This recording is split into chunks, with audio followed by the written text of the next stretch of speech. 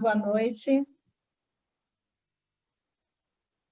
Estamos muito contentes de vocês estarem todos aqui. Hoje é o segundo dia da jornada do Espaço Mébius, essa jornada que comemora 30 anos de transmissão e dedicação à psicanálise. Hoje a gente tem uma mesa super bacana. Eu agradeço a presença de todos. A gente está com um público muito legal, né? Estamos aí com uma quantidade bem bacana de pessoas, acho que o debate vai ser bom. A nossa primeira palestrante é Ângela Vorcaro. Nessa primeira mesa a gente vai ter Ângela Vorcaro e Mônica Portugal.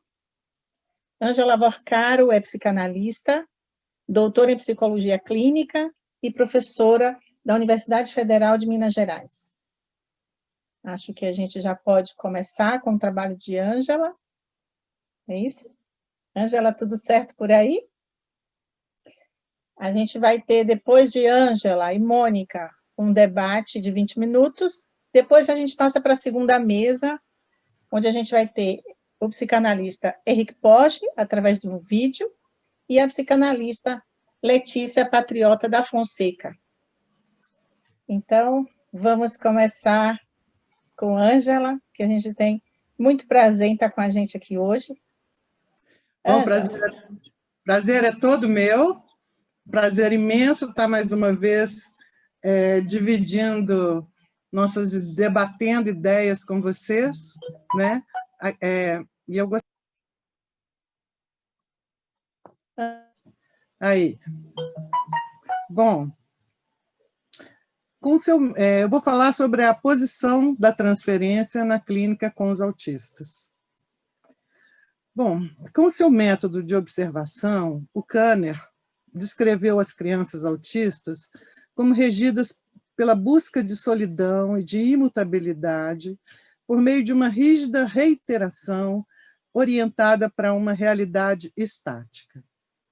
Desde então, essa reiteração foi enclausurada sob o rótulo de estereotipia.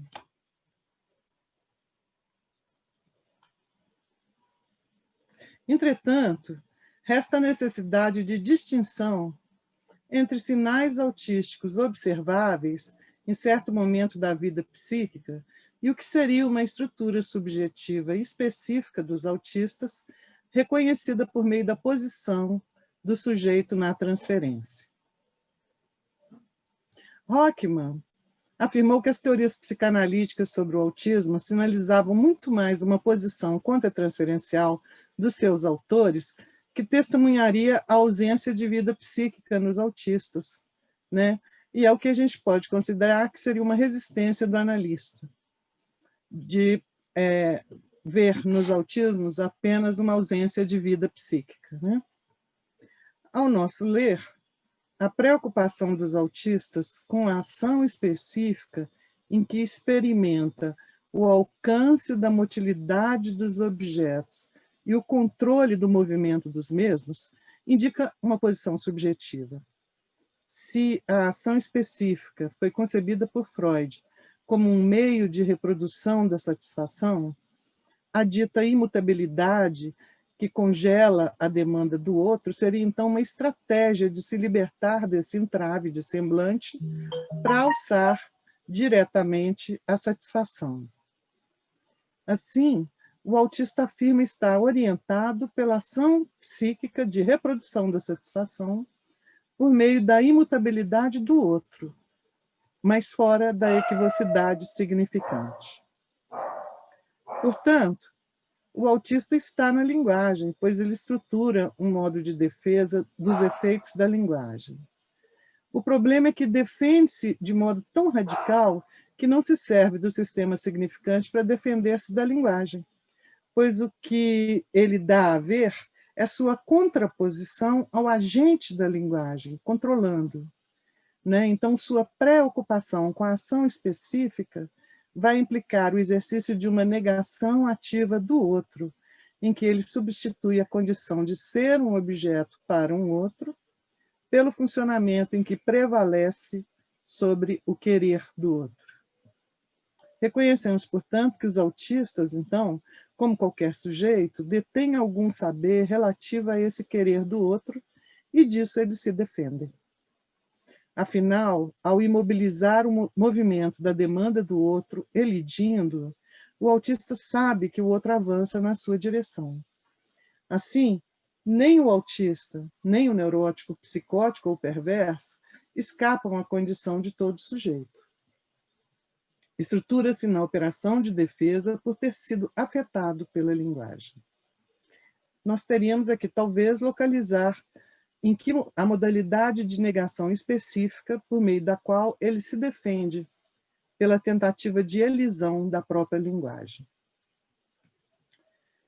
Caso nós possamos tomar o projeto freudiano de 1895, né, como lícito para nos dar algumas pistas, podemos dizer que, primeiramente, devido à insuficiência do organismo incitado pelo desprazer, uma ajuda alheia o reconhece antes de poder ser distinguida, né, como tal.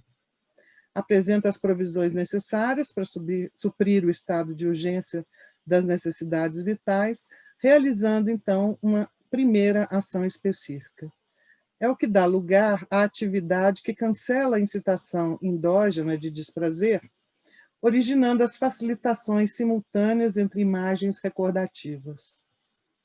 Uma vez consumada a experiência de satisfação, o reaparecimento do estado de desejo ocupa novamente as imagens recordativas da satisfação, resultando no mesmo que uma percepção, ou seja, em alucinação. Entretanto, caso a ação reflexa canceladora do desprazer for desencadeada pela ilusão da imagem recordativa, haverá desilusão. É o que exigirá, então, a construção de um critério capaz de diferenciar uma percepção atual de uma imagem recordativa que representa a satisfação antes obtida, pois a alucinação da percepção atual por meio de uma imagem recordativa não conduz à satisfação. É a partir da constatação do fracasso da alucinação que o mundo da percepção se constituirá e se ordenará. Como diz o Lacan, o mundo da percepção depende dessa alucinação fundamental, sem a qual não haveria nenhuma atenção disponível. Assim, continuou Lacan, no ponto lógico, inicial e cronológico da organização do mundo no psiquismo, o estranho é isolado. Trata-se do que Freud nomeou das Ding, a coisa, esse primeiro exterior, ao mesmo tempo estranho e idêntico, que orienta o sistema de referência do sujeito, visando a reencontrá-la, pela ação específica de reprodução desse estado inicial de satisfação. Então, nessa relação patética de uma insistência vã, o sujeito constitui-se no mundo de relação, de afeto primário, anterior a todo recalque. O Lacan vai dizer, é em relação a esse Dasding original que é feita a primeira orientação, a primeira escolha, o primeiro assento da orientação subjetiva. Essa primeira moagem regulará doravante a função do princípio de prazer. Né? Todas essas referências estão no seminário 7 da Ética. A busca da coisa é governada, então, pelo princípio da homeostase, que é regulador, que impõe rodeios que dela conservam certas distâncias, mantendo-a fora do alcance, porque os trajetos que modelam e fixam o retorno à coisa impõem uma tensão que se detenha em um ponto que não ultrapasse certo limiar de excitação, além do qual haveria desde o desprazer até a morte. Essa lei da homeostase rege inicialmente a economia do ser. E é só por um acaso, uma eventualidade, um acidente, como diz o Lacan, no seminário 17, né, que o gozo entra em ação. Esse não sei quê, endereçado pelo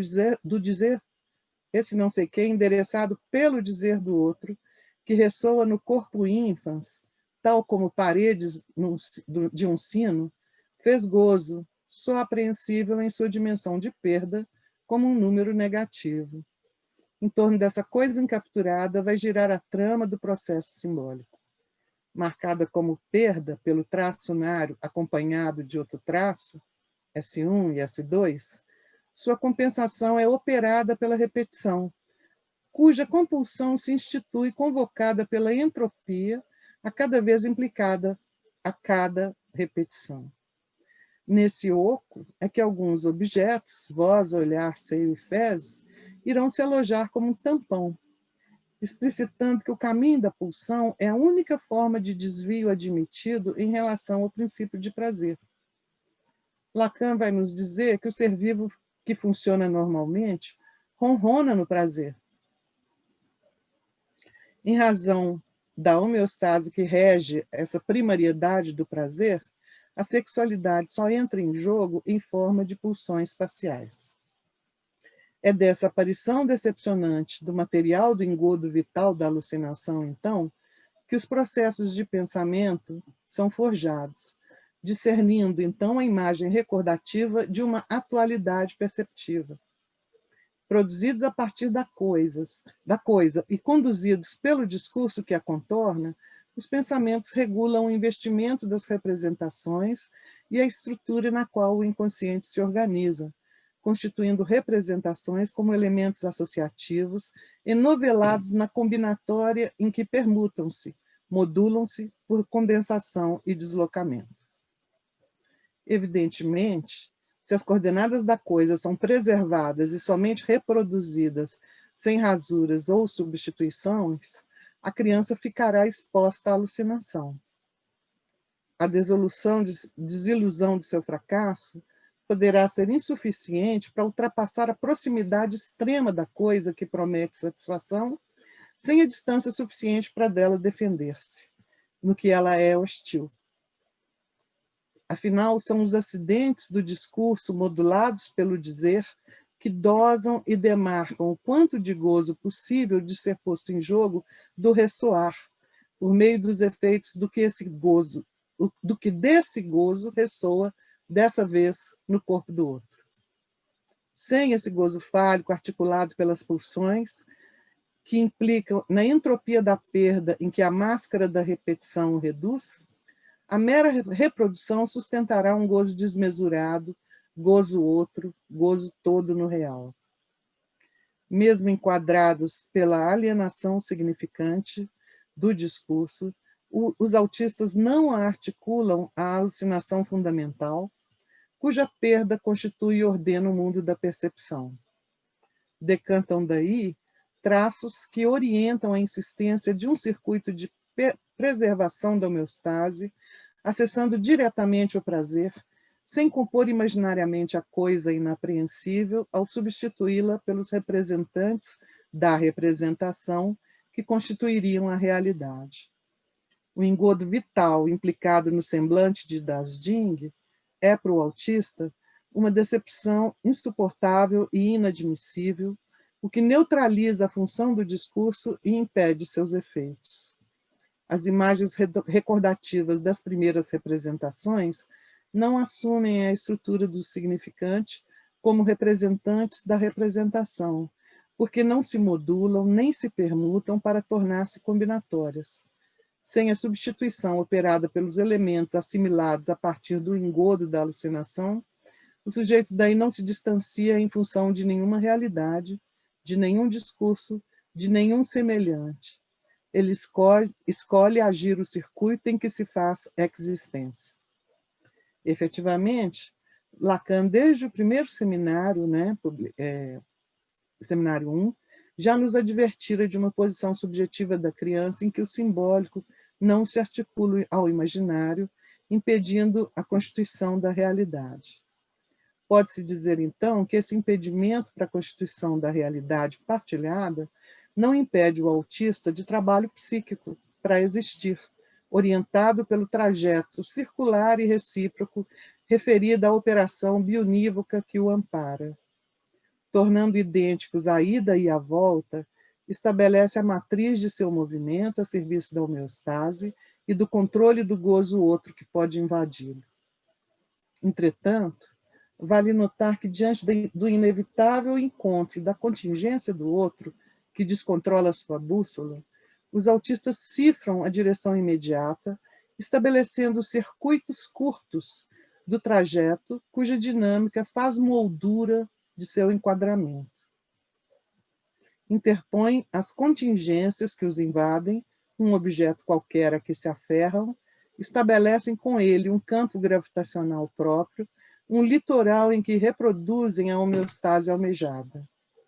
Escolhe um modo de articular seus objetos na defesa que demonstra a insistência de sua posição subjetiva. A aparente indiferença e a exclusão ativa em que o autista se posiciona em relação às pessoas se contrapõe à inserção dos investimentos em que se conecta a um objeto, operando-os numa cinética. Então, daí a gente pode ver que, longe de ele almejar uma imutabilidade, o que ele faz é operar uma cinética. A imutabilidade que ele quer é a imutabilidade do outro. Kanner reconheceu que as crianças autistas podem estabelecer uma relação com os objetos. Tustin os nomeou objetos autísticos. E o Maleval sublinhou que esses objetos podem intermediar a abertura para o mundo, asseverando que o princípio das defesas do autista é o objeto autístico. Todavia, parece-me que o princípio das defesas é a matriz bionívoca, contínua e recíproca das relações que o autista estabelece. Nele, o iterar da estrutura se atualiza em coincidência com o itinerário de seu trajeto, colando sincronia e diacronia à flor de seu circuito. Assim, situando a estrutura particular do autista, pode-se então interrogar como, na clínica com autistas, o analista se posiciona na transferência. A meu ler, com os aportes trazidos por Lacan, podemos considerar a questão sob o prisma de que o analista está incluído no sintoma do sujeito. Apenas ao ler a iteração do autista, o analista pode distinguir ali um saber, reconhecendo nessa leitura o lugar de engate da transferência. Constatando que a transferência do analista procede da transferência do analisante, propomos então a entrada do analista no circuito do autista, de modo que possa compô-lo como metade sintoma. A inversão proposta por Lacan do endereçamento da transferência nos esclarece. Ele vai pegar o que ele diz, a outra ponta do sujeito suposto saber, já afirmado como presença real e inconsciente, lá no seminário 8, né? Ou seja, invertendo, o inconsciente no seminário 21, o lugar do saber suposto sujeito. Considerar o inconsciente como um saber implica separar o saber sabido, ensinado e aprendido do saber insabido do inconsciente. O saber inconsciente não tem sentidos, mas tem, entretanto, uma orientação, uma direção. Como real, seu sentido é o de retornar ao mesmo lugar, conforme Lacan explicitara desde o seminário 2. Assim, lembra Lacan, lá no seminário 7, sulcar a estruturação do real sempre foi exigência primeira de Dasding na constituição do sujeito. Encontrar o que se repete, o que retorna, e nos garante retornar ao mesmo lugar. E sustenta também a hipótese lacaniana de que a lei moral se articula com a visada do real na medida em que essa lei moral, né, e o real pode ser a garantia da coisa. Em nome do inconsciente, Lacan afirma então que há saber no real. Ele vai dizer no seminário 21, é preciso que o real funcione, e não se vê como isso funcionaria sem que houvesse no real saber. Entretanto, discernir esse saber no real implica esvaziar, raspar o visco de sentido para arrancar um raminho de real e ler nele somente a letra do saber que bordeja o real. Podemos, então, encontrar o autista a partir da sua pré-ocupação que afirma sua orientação, retornar ao mesmo lugar. Visando a reencontrar a coisa em relação à qual o princípio do prazer funciona, escolhe o percurso que o orienta na busca de homeostase, em que o princípio de suas defesas é a matriz bionívoca, contínua e recíproca. Testemunhamos que, no iterar do autismo, o retorno ao mesmo lugar aponta o real que escapa à linguagem. O ciframento do mundo, reproduzido insistentemente no tempo de compreender, implica um trajeto bionívoco em que a circularidade da ida e da volta são recíprocos. Mais do que recíproco, perfazem um trajeto que é contínuo, sem escansão, sem parada, operadora do recomeço que poderia concluir na travessia para outra coisa.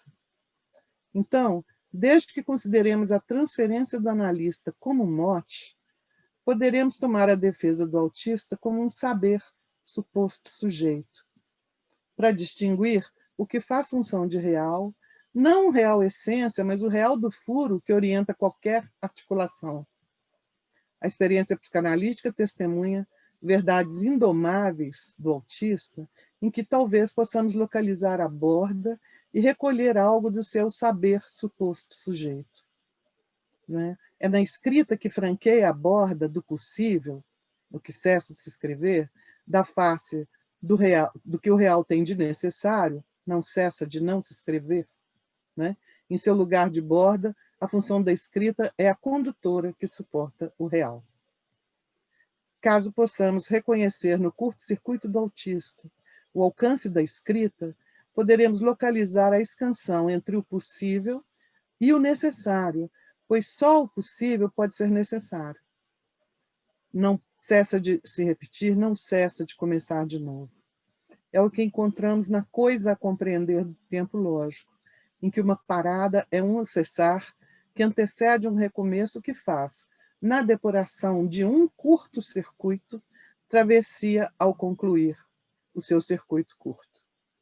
O que manifesta o tempo 2 é a escansão, uma parada, um cessar e um recomeçar, topos em que o analista pode se situar na transferência.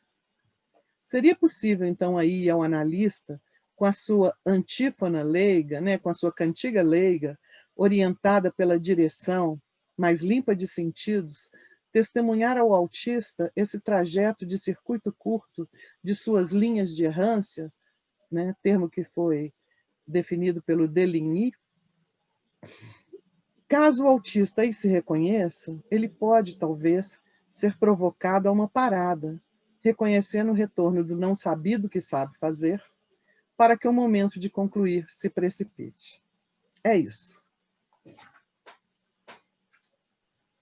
Muito obrigada, Ângela, por esse trabalho tão, eu diria, rigorosamente poético,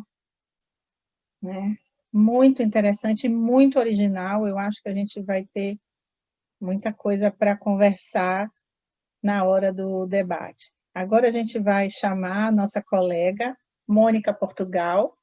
Ela é psicanalista, membro correspondente do Espaço Mébius em Fortaleza, autora do livro A Formação do Analista, um sintoma da psicanálise. Boa noite, Mônica, seja muito bem-vinda. E agora a palavra é com você. Boa noite, obrigada, Cláudia, obrigada a todos da organização do Espaço Mébius, todos os colegas e toda a nossa assistência aí. Eu vou falar sobre a prática psicanalítica no mundo virtual. Mônica, só queria dar um aviso para as pessoas que estão assistindo que elas já podem ir escrevendo as perguntas no chat e que a gente está anotando todas as perguntas para a gente lançar na hora da discussão, na hora do debate. Desculpa, Mônica, que eu esqueci essa parte. Eu escrevi no chat, mas nem todo mundo lê. Então, pronto, Mônica, agora é com você. Então, a prática psicanalítica no mundo virtual. A 29ª Jornada do Espaço Mébius celebra 30 anos de instituição, e isto é motivo para a troca de afetos, abraços e brindes entre colegas do Brasil e do exterior que contribuíram nesse percurso. Mas fomos atravessados por uma pandemia. E por conta disso, eu assumi o compromisso de que a cada oportunidade de apresentação ao vivo pela grande rede, marcaria uma posição em relação à denúncia do que se passa no Brasil. O ano de 2020 parece que vai marcar época, como o ano em que o mundo parou por conta de um vírus, cuja doença, a Covid-19, já ceifou mais de 160 mil vidas no Brasil, e me recuso a encarar isso como mera estatística. Faço questão de mencionar esse número como vidas, vidas de Marias, de Franciscos, pessoas com nomes e sobrenomes, pessoas cujas vidas poderiam ter sido poupadas, pois é preciso dizer, de forma clara e inequívoca, que o desmedido do número relacionado a essas mortes obedece a outra lógica que não somente a lógica do vírus. Obedece também a uma lógica apoiada na força da iníqua desigualdade de renda e preconceito racial. Num país onde se contam bilionários no padrão das nações mais ricas, e que esses têm os seus ganhos alavancados durante a pandemia, é um escárnio. Fica o registro, pois o desamparo é real. Por conta desse quadro, foi necessário nos reinventar. Aliás, a reinvenção é própria a cada psicanalista, como nos lembra Lacan, e a nos adaptar, de modo que cá estamos realizando a primeira jornada virtual para celebrar o encontro, celebrar o percurso de 30 anos. Sintam-se abraçados, sejam bem-vindos ao nosso cadinho virtual. Conjugar a transferência à prática psicanalítica hoje, no meio virtual, nos coloca diante de um desafio. Antes, porém, é importante pautar uma questão preliminar. Há uma prática psicanalítica no mundo virtual, a qual, de modo geral, já vem sendo empregada há muitos anos.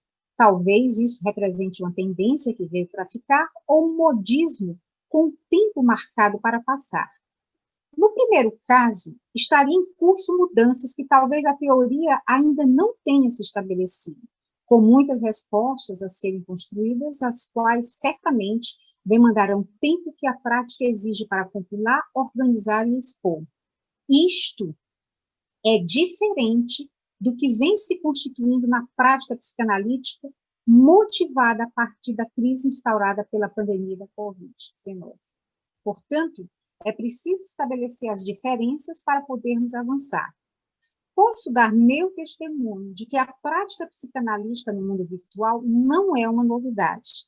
Eu já exerço há pelo menos 8 anos por conta de atendimentos em 2 cidades, Fortaleza e Manaus. Enfim, não é algo inédito. Todavia, inédito é o caráter compulsório que chegou com a pandemia e o consequente isolamento social, no que acredito alterar a perspectiva da prática psicanalítica no mundo virtual. Na minha clínica, foi o maior período sem sessões presenciais, já que, até antes da pandemia, as sessões virtuais eram escalonadas com sessões presenciais. Essa era a rotina.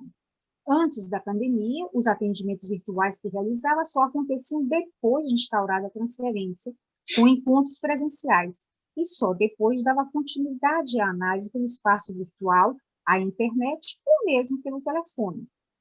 Posso testemunhar não ter havido prejuízo dessas análises ao longo do tempo nessa modalidade mista de atendimentos, sendo possível manter o manejo das transferências nos períodos não presenciais. Isso talvez tenha sido favorecido pelo fato de haver uma continuidade das sessões presenciais já acertada previamente, algo como uma manutenção das condições da fala. Análises foram continuadas, outras interrompidas, num padrão muito próximo às ocorrências em procedimentos totalmente presenciais. Nesses tempos de isolamento, atendi algumas pessoas diretamente no mundo virtual, inclusive atendimentos como voluntários. Foram atendimentos pontuais, momentâneos, com características nítidas de uma psicoterapia, ou seja, não se constituíram em trabalho de análise. Além desses casos, recebi pessoas com a intenção de realizar o trabalho de análise. Contudo, não foi possível fazer a preparação prévia que fazia antes. A experiência com esses pacientes me fez atentar para um grande impasse em relação à nossa prática. Enquanto realizava sessões apenas de modo virtual, notei a existência de uma certa pressão pelo atendimento presencial, havia uma demanda pela presença do analista. No caso específico desses atendimentos, a presença física do analista representava também um certo ar de normalidade, algo muito demandado nos 3 primeiros meses de isolamento. Resta saber se essa pressão pela presença poderia ser diferente caso não se tratasse de algo compulsório. A condição compulsória ocasionou mudança no curso de algumas análises, ou melhor, é como se houvesse uma pausa no silêncio, como se houvesse uma necessidade de se precaver a todo instante de uma invasão do imaginário, porque no mundo virtual parece se constituir como necessidade um lembrete, a partir de um olhar que não é direto, um tete-a-tete que deve ser evitado, uma posição menos invasiva na tela ou uma busca precipitada pela voz entrecortada, já que os ruídos se multiplicam, e isso não é de só menos importância. Se no começo da análise da transferência, com ênfase na suposição do sujeito, na expressão sujeito suposto saber, que sabemos não envolver a pessoa do analista, mas sim um constituinte ternário, indago acerca da forma de liquidação desta, caso seja mantida uma análise só pelo modo virtual. Dessa forma, como acompanhar Lacan, do modo como ele traz no Triunfo da Religião, ao dizer que um dos fins do silêncio, que constitui a regra da minha escuta, é justamente calar o amor, pois a condição do silêncio não se apresenta da mesma forma no espaço virtual, assim como os ruídos podem assumir proporções diferentes quando escutados do outro lado da linha, ou do outro lado da imagem-som oriunda da internet. Sabemos que a relação identificação e transferência foi exposta por Freud em Psicologia das Massas e Análise do Eu. E Lacan ressalta como os laços sociais são articulados a partir de processos de identificação, o que, de certa forma, estrutura processos de poder e, em alguns casos, de dominação. Em tese, uma análise poderia exercer a função emancipatória do sujeito depois de liquidada a transferência, uma vez que a proposta de Lacan se dirige a uma destituição subjetiva ou um contato com o real, o que, em tese, vai permitir mexer com as bases de todas as identificações do sujeito e, por conseguinte, todas as formas constituídas de laços sociais. Ou seja, dar passagem ao ato analítico tem suas consequências. O que está em jogo são mudanças profundas em relação à dimensão do simbólico. Resta saber se o conluio, produção de imagens, mensagens rápidas, respostas mais rápidas ainda, ou seja, uma lógica inerente ao espaço virtual, pode interferir em relação a essas mudanças. Não nos iludamos.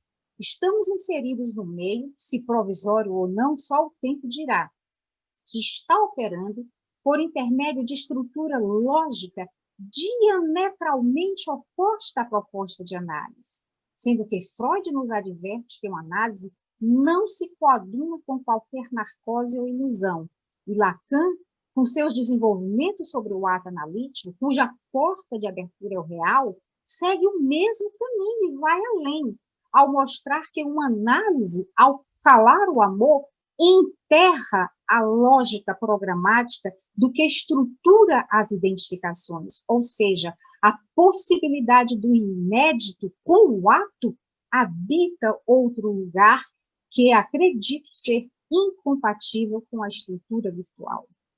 Creio ainda não termos elementos suficientes para indicar sobre os efeitos de uma análise exclusivamente por meio virtual, mas arrisco que precisamos nos ater aos mecanismos de funcionamento do que ocorre nas redes sociais, na linguagem, nas relações de dependência, na ausência de critérios entre o público e privado, e na forma como a intimidade viralizada virou moeda de troca para alavancar relacionamentos e carreiras.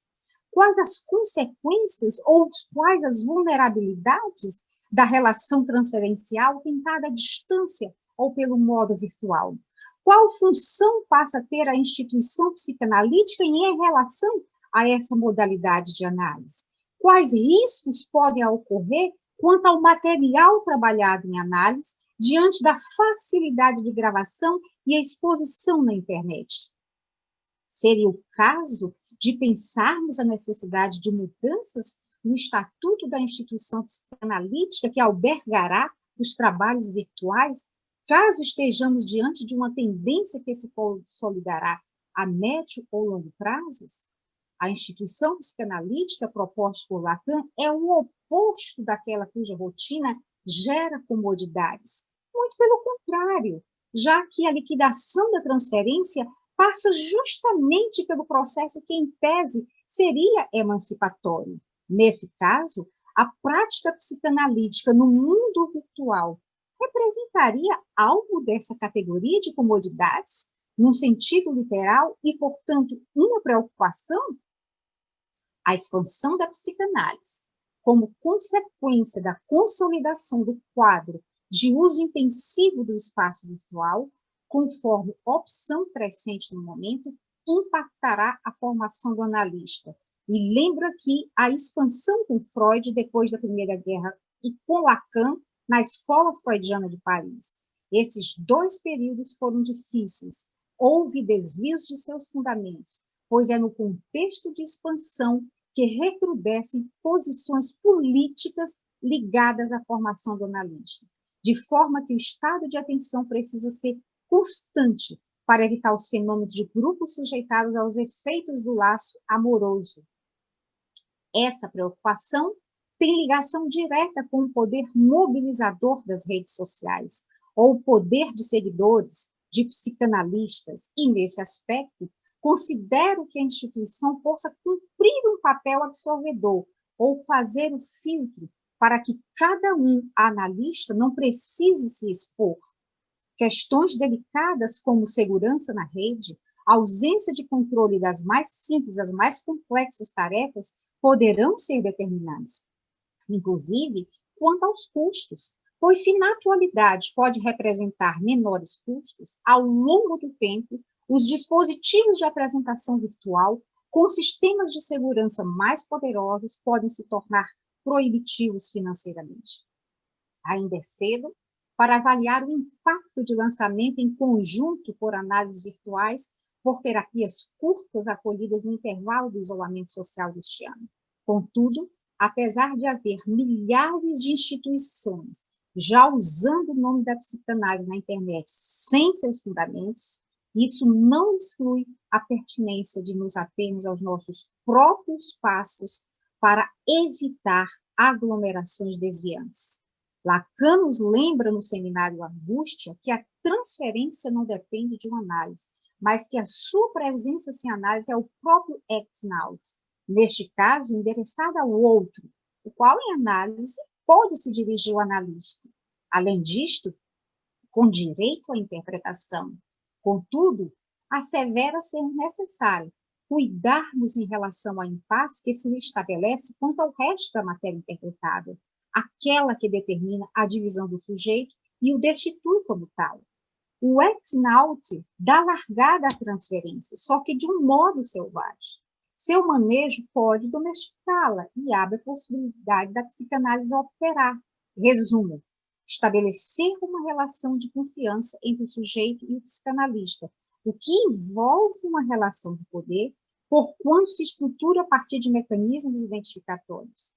Tais mecanismos, arrimados no eu ideal, vão impactar a imagem narcísica. E aqui cabe uma interrogação: se ver-se virtualmente durante uma sessão de análise pode interferir na domesticação ou nas formas do manejo da transferência a longo prazo. Ou seja, a imagem no mundo virtual engrossaria o caldo das imagens que nos constituem, indo contra uma perspectiva da análise, qual seja, dissolver um pouco um denso campo imaginário?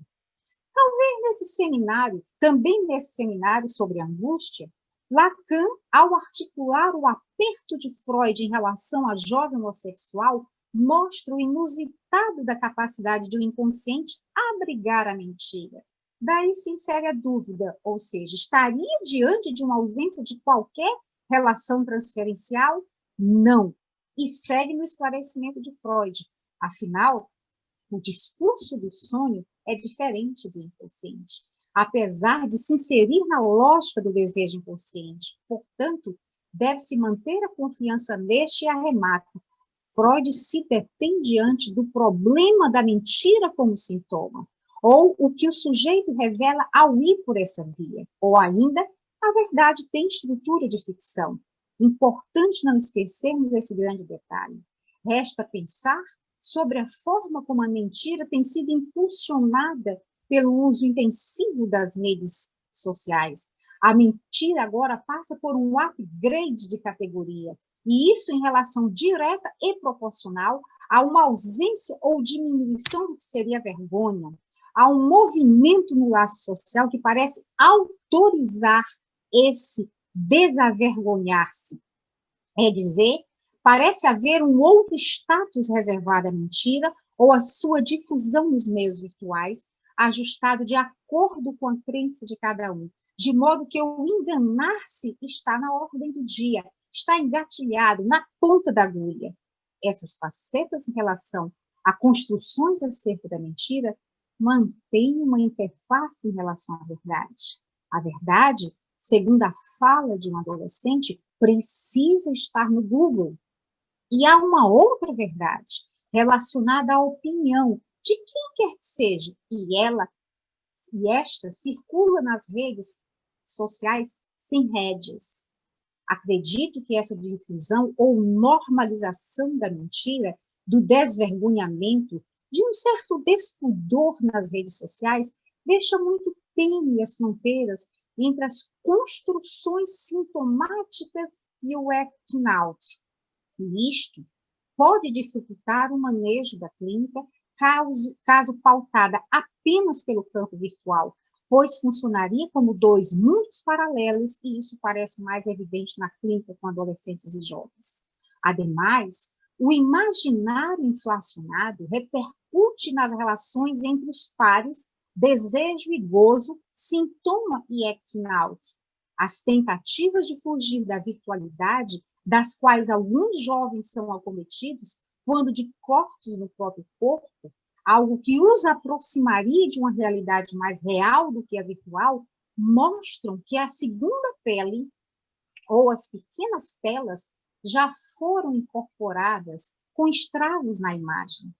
É muito mais delicado um atendimento virtual com quem já está saturado desse campo.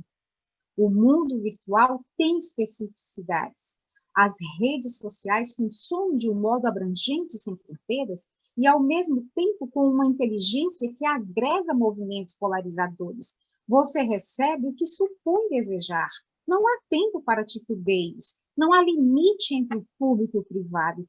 Cada movimento encontra respaldo para suas verdades. E o estado paralelo policialesco faz com que cada qual se posicione como guardião de suas crenças, agora verdades absolutas. É nesse cenário da preponderância da imagem que o analista vai atuar. Um lugar onde o narcisismo prospera, um lugar onde não se trata mais de vigiar, mas de controlar, sendo que cada um controla e é controlado, onde são escancaradas todas as formas de intimidade. Tudo é passível de ser publicado. Qualquer coisa pode interessar a olhares desavisados ou não. Pouco importa. O que importa é ser visto, é a imagem.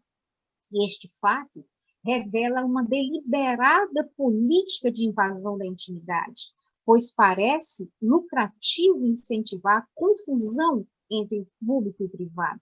Adorno já apontava para esse fato nos anos 50, e o trabalho de Guy Debord corrobora, afinal, o espetáculo é lucrativo, sendo que a decisão de tudo publicitar serve a uma função focada na dimensão da responsabilidade do sujeito, ou seja, ele é levado de roldão, precipitado, arremessado no burburinho, mas nesse lugar encontra abrigo. É como se operasse ao mesmo tempo em duas posições, a de ser arremessado e já se abrigar no percurso do arremesso, sujeito e objeto encadeados, desejo e gozo intricados até a medula. Não fosse assim, o mecanismo não funcionaria. Nesse caso, interrogo se a condição RSI se manteria na mesma proporção no espaço virtual, pois acredito que o imaginário parece se redobrar nesse mundo, algo que exige uma necessidade de se ater a todo momento para uma situação de duplo desvio de rostos, de não cruzamentos. Desse modo, resta esperar para conhecer se as condições para o arco analítico estarão operantes nesse meio, ou seja, se o ponto de inflexão da impotência imaginária ao impossível da dimensão do real possa se manter. Acredito não haver elementos suficientes no momento para avaliar se uma análise somente virtual possa vir a se efetivar, como ocorre com as análises presenciais ou mistas, mas desconfio que, uma vez possível instaurar as transferências, encontraremos as saídas para seu manejo e passaremos a ouvir a partir dessa nova modalidade de audição, cheia de barulhos colaterais. Talvez precisemos de muita repetição para que uma invenção possa ter lugar. Só precisamos estar atentos, pois é possível que os invariantes mudem de estatuto. Muito obrigada, boa noite. Obrigada, Mônica, por esse trabalho contextualizado, presente e, enfim, realmente muito rigoroso, interessante. A gente já tem algumas perguntas aqui, né? Eu vou pular os comentários que eu anotei para fazer, porque eu acho que vale muito mais a pena trazer as perguntas que as pessoas estão enviando, tá? A gente tem algumas perguntas para a Ângela e para Mônica. A primeira pergunta para a Ângela é de Aurélio Souza, né? Ele pergunta, no autismo, é uma defesa da linguagem ou do real da linguagem? Essa é uma pergunta, eu acho que eu vou falar as 3 perguntas que tem já para fazer um bloco de perguntas. Pode ser assim, Ângela? Aham. Fala as 3? Sim. A segunda pergunta é minha. Eu também posso fazer pergunta. A segunda pergunta é minha. Quando você diz que os autistas não compartilham da realidade, né? Isso não impede um trabalho psíquico. Eu achei extremamente interessante. E eu queria que você dissesse para a gente o que você está falando que é esse não compartilhar da realidade, ou seria um compartilhar de outro modo que nós temos que, como você mesma disse em relação à posição do analista, né, buscar estarmos no mesmo quadro, digamos, para que a gente possa compartilhar, né? Essa é a segunda pergunta. E a terceira pergunta é de Sandra Pedreira, que ela pergunta se você atendeu autistas online, se isso aconteceu, se você pode contar um pouquinho, tá? Depois eu faço os comentários que tem para a Mônica. Tá certo. Então, já respondendo, eu acho que o que está em jogo o que o autista se defende, né, Aurélio, da linguagem, aí incluído o que ela tem de real, né? Mas antes, né, quer dizer, muito antes de distinguir o real na linguagem, que aí a gente chegaria na coisa, nós teríamos que pensar que o aspecto que o autista evita da linguagem é a questão do equívoco, é o fato do significante ser semblante. E me parece que o autista não se rende a dar esse lugar ao significante, porque ele não acredita no significante. Ou seja, ele quer uma relação direta com a satisfação. Né? Então, me parece que, nesse aspecto, vamos dizer, ele não desdobra todo o funcionamento a partir do que o marca, né? Operando com a linguagem para se defender dela, diferentemente das outras estruturas em que a negativa que o sujeito opera já é uma negativa dentro da linguagem, enquanto me parece que o autista toma a linguagem como real,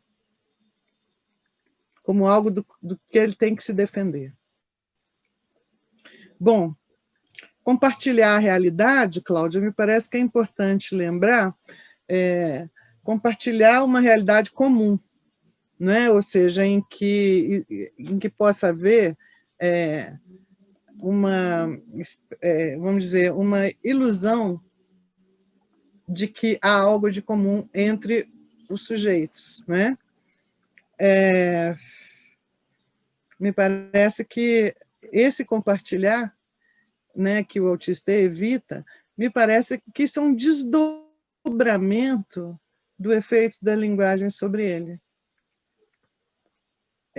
Ou seja, ele não quer fazer uma volta maior para chegar à satisfação, ele quer ir direto, né?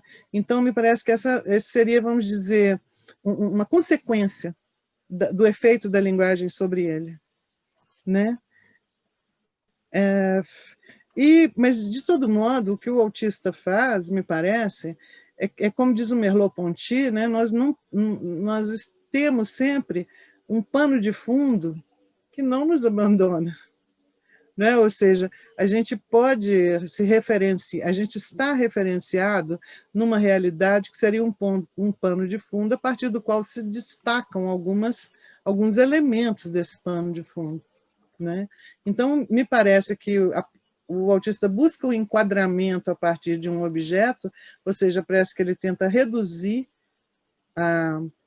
o campo da realidade para um enquadramento, e nesse lugar eu acho que ele pode ser um paradigma do que nós estamos vivendo em relação à realidade virtual, né? Só que esse enquadramento é o próprio circuito que ele faz. Ou seja, não é um enquadramento fixo, mas é o próprio repetir e voltar ao mesmo lugar, fazendo dali um enquadre, no qual ele reduz o seu campo para que ele possa ser o agente, para que ele possa operar a cinética desse campo, para que ele possa ser o mestre desse campo, né? O que me parece que é muito semelhante o que acontece, né, em tudo isso que a Mônica Portugal acabou de nos dizer. Então, me parece que nesse ponto o autista pode ser paradigmático do nosso tempo, né? Ou talvez não seja à toa que isso que expressa,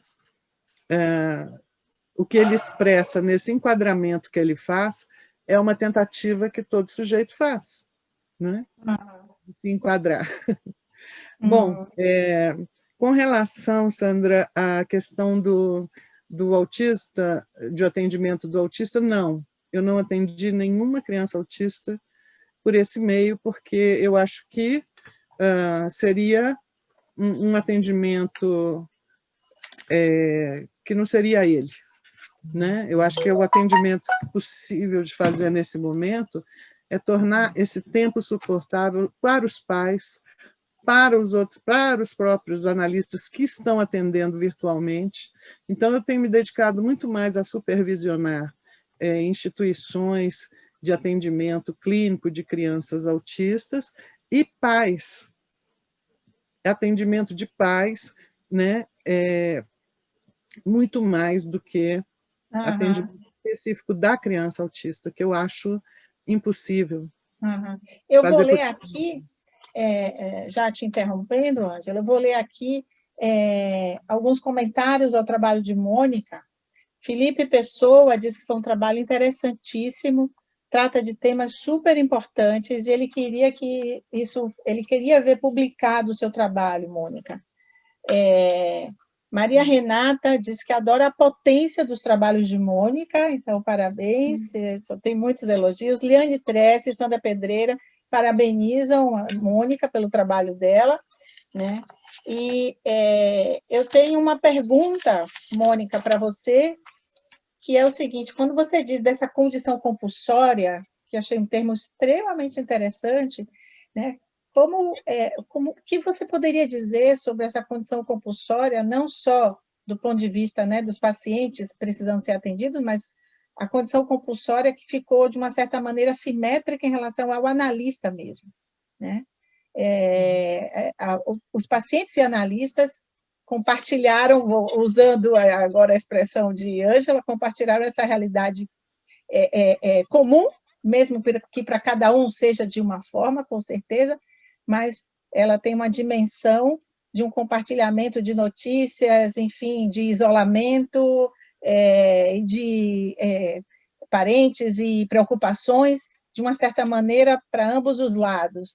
Você quer falar alguma coisa sobre isso, Mônica? Sim, com certeza. Como eu comentei, eu já tenho assim, esse período de 8 anos, né, fazendo essas análises mistas, e eu percebi que houve uma mudança completa.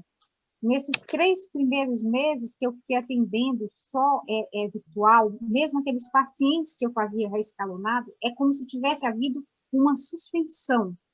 Não havia espaço ali para o silêncio, por exemplo, como nós fazíamos antes, porque eram pessoas que eu já vinha atendendo já há algum tempo, tanto presencialmente quanto no meio virtual. E quando acontecia antes dessa compulsoriedade, não era dessa forma. Mas o fato é que quando foi compulsório, mudou completamente. Por isso que eu avoco a questão que há algo que é diferente. Uma coisa é falar de uma análise virtual que já existe há muito tempo. Eu conheço pessoas tanto do Rio, São Paulo, Cidade do México, Buenos Aires, que já fazem isso há muitos e muitos anos, mas sempre escalonado com presencial. Então, a forma como se apresenta agora é diferente. Então, esse sentido compulsório que não nos deixava saída, modificou completamente. E o que eu posso dizer, com essa experiência desses 3 meses iniciais, foi que houve uma suspensão. Não funcionava como funcionou antes. Quer dizer, todas aquelas pessoas que eu já vinha atendendo já há anos, modificou completamente. Eu posso até dizer que ficou muito próximo a um atendimento, eu diria que quase como se fosse com crianças. Foi essa a percepção que eu tive.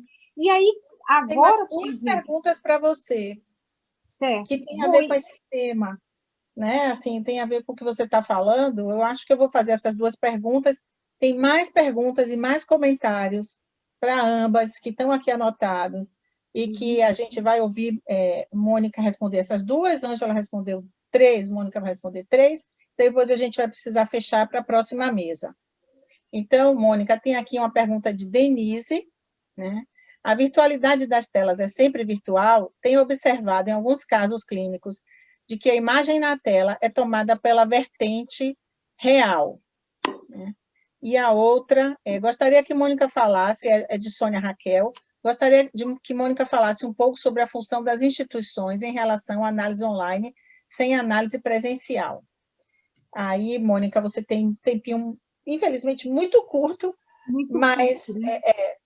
dá para comentar alguma coisa. Eu vou começar pelo papel das instituições. Eu sinto que, a partir de agora, porque nós demos aqui, eu acho que a conquista, sim, inclusive estarmos fazendo essa jornada é uma conquista. Nós não sabemos se abriremos mão disso no futuro ou não, mas eu creio que em todo esse percurso, e é uma área que eu venho estudando há muito tempo, que é a formação do analista, eu vejo que agora é uma condição determinante a questão da instituição. É algo que nós não podemos sequer cogitar. Ela vai precisar estar na linha de frente, porque eu entendo que o analista ele vai precisar se proteger, ele vai precisar se precaver. A exposição ela precisa ser da instituição e não do psicanalista 1 a 1. Então, esse vai ser, para mim, um papel determinante daqui para o futuro, ainda mais do que ela tem se constituindo ao longo dos tempos. E sobre a questão da tela, o caráter virtual, o único caráter virtual que eu posso dizer com relação ao que é a tela, porque para mim é bem claro, bem clara a questão da virtualidade, é só o que advir da própria linguagem. Então, se houver realmente a manutenção de um trabalho de análise, então isso sim pode acontecer o real como nós o concebemos, e não, a Denise perguntou, né, não em relação a uma realidade. Tanto é que pessoas, as meninas e meninos que se cortam, eles estão fugindo dessa virtualidade, ou seja, existe já, é como se tivesse assim, abusivo já, é algo que já estão saturados, e o corte, ele justamente retoma o real. Então, é sobre uma outra faceta, porque é no próprio corpo, e não na virtualidade. Uhum. Os apresentadores vão receber as outras perguntas, de uma certa maneira a gente fez a maioria, né? Mas eles vão receber as outras perguntas que não puderam ser contempladas agora, ou se der um tempinho no final, também é possível a gente voltar aqui no chat e fazer as perguntas. Tá bom? Obrigada. Então, agora a gente vai passar para a segunda mesa, né? E essa segunda mesa vai ter a participação de Henrique Porge e Letícia Patriota da Fonseca, né? Henrique Porge é um colega que já frequentou bastante os Espaço Mébios, né, em trocas e vindo a seminários. Eu vou apresentar ele e a gente vai ter a apresentação dele gravada. Ele fez um vídeo especialmente para essa jornada, e vocês também vão poder fazer as perguntas que a gente vai encaminhar para o colega, tá?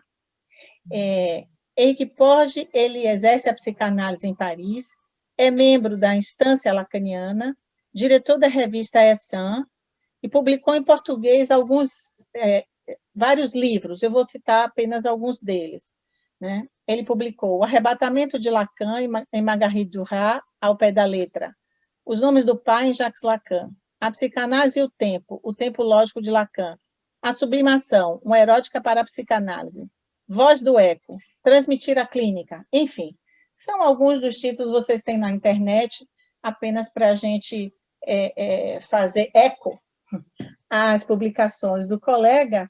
E eu vou pedir, então, a Fábio, que é o nosso ajudante técnico, que possa colocar o trabalho, a apresentação do colega Henrique Porge, para que todos nós possamos assistir. Fábio, agora é com você. Bonjour. Olá, eu agradeço ao Espaço Mébios ter me convidado para essa jornada, que eu participe por videoconferência, e desejo a todos um bom trabalho. O que eu quero dizer, eu intitulei a teleanálise um acting out? Ponto de interrogação. A pandemia do Covid-19 interessa a nós, psicanalistas, não apenas como pessoas, mas também porque nos obriga a refletir as condições de seu exercício e aos parâmetros teóricos aos quais ele se refere. Mesmo se a reflexão dos psicanalistas leva em conta a dimensão do real, do vivente, eles não tratam diretamente dos efeitos do vírus sobre o organismo.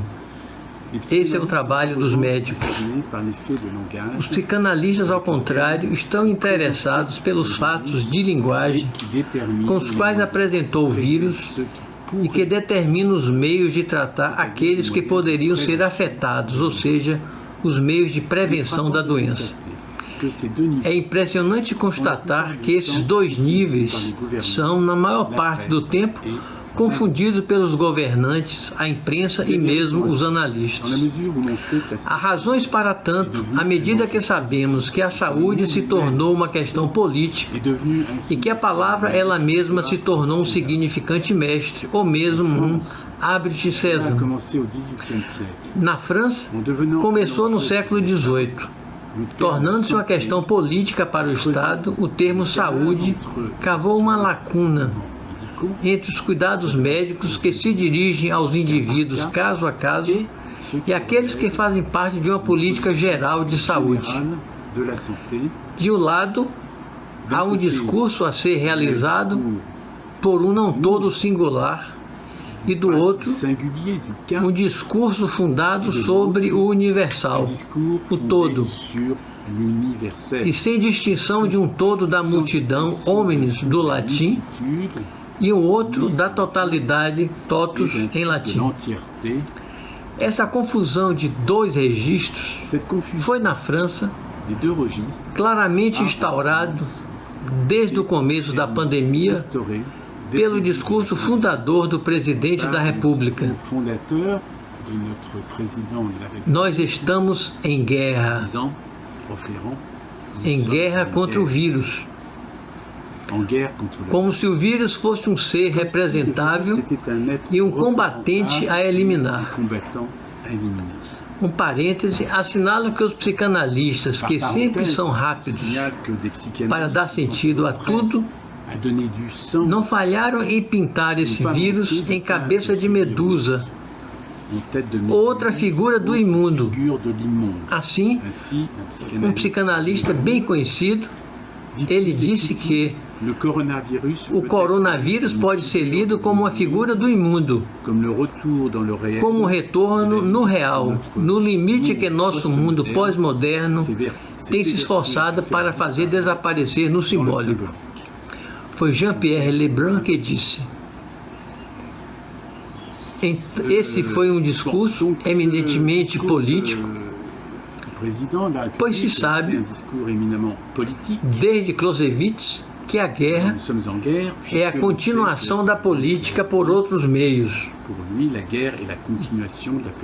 E que o discurso da guerra é um discurso que traz o universal.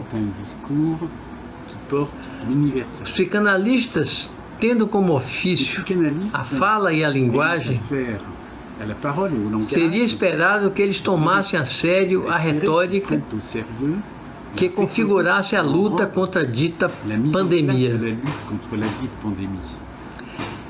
Infelizmente, é preciso constatar que a confusão engendrada pelo discurso político foi muito generalizada até as fileiras dos psicanalistas, o que tem consequências sobre sua prática, notadamente com a promoção da teleanálise, inscrevendo-se na onda do teletrabalho e da telemedicina geral e psiquiátrica.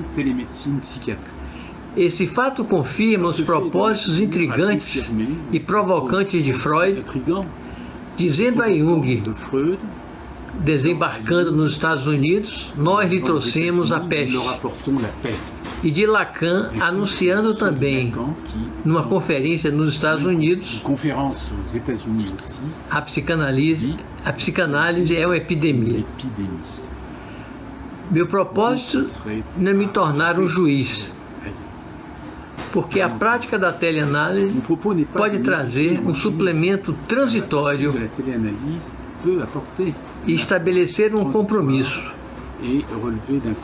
Trata-se de não fazer equivaler a teleanálise à psicanálise presencial, ou substituí-la e predizer seu futuro, como alguns escrevem. A teleanálise só pode ser justificada por tomar noções derivadas da experiência analítica em presença. O inverso não existe. Nessa passagem da psicanálise presencial para a teleanálise, há uma enorme perda de seu valor operatório das noções utilizadas, ao ponto que esse valor pode se inverter e minar os fundamentos da própria análise. Por exemplo, ouvimos dizer que a teleanálise serve para manter o laço transferencial e que ao telefone há uma escuta possível de significantes de um lápis. Certamente isso mantém um laço transferencial. Mas de que espécie? E, sobretudo, ele é analisável? A transferência que tem lugar na teleanálise é analisável? É esta a questão que nos importa. Eu lembro que muito cedo Freud colocou que há condições para que a transferência seja analisável. Ninguém pode ser massacrado in absentia ou in effigie, profere ele no seu texto A Dinâmica da Transferência. Lacan superou essa condição da presença para a análise, indicando aí que o analista deve ter mamas. Não é suficiente que o analista suporte a função de Tiresias. É preciso ainda, como disse Apollinaire, que ele tenha mamas. Em outras palavras, o manejo da transferência implica um corpo do analista, seja numa referência ao corpo que é atado nas 3 dimensões do real simbólico e imaginário, com o objeto A, tanto causa de desejo como mais de gozar, e que encontra na junção dessas 3 dimensões. A, escreve Lacan, um corpo do simbólico, corpo incorpóreo que, se incorporando, lhes dá um corpo, é o lugar do outro, do saber inconsciente, de onde o ser do sujeito se define como significante que falta. Um corpo do imaginário que funda da imagem espelho ao olhar da prematuração do nascimento. Um corpo do real, a vida e a morte, a não relação sexual, um outro só podendo ser o outro sexo. Por exemplo, as pulsões é o eco do corpo do fato de que há um dizer. A manutenção da transferência, o manejo da transferência, o modo de interpretação em referência às 3 dimensões do corpo não pode se completar plenamente apenas de um única escuta telefônica.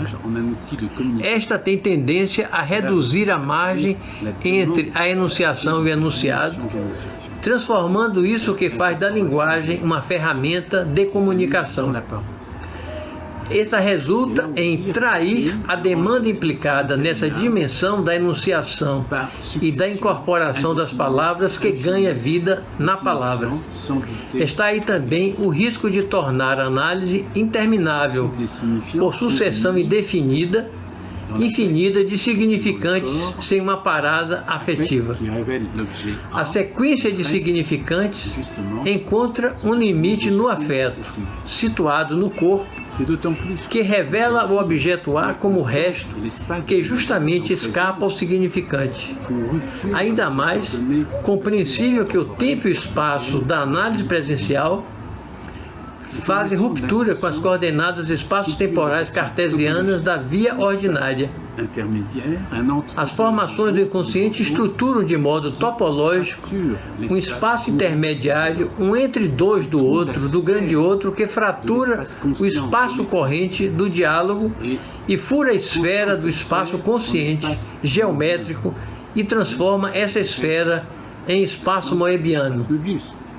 Daí o nome espaço Möbius de um Crosscap. Para perceber a fratura do espaço ordinário, ainda é preciso que os 2 parceiros se encontrem em presença na mesma bolha e não fiquem na bolha de cada um em sua casa à distância. Podemos retrucar com o telefone a voz como A, que pode criar o espaço topológico. Talvez em certos momentos, mas na duração, o argumento me parece enganoso.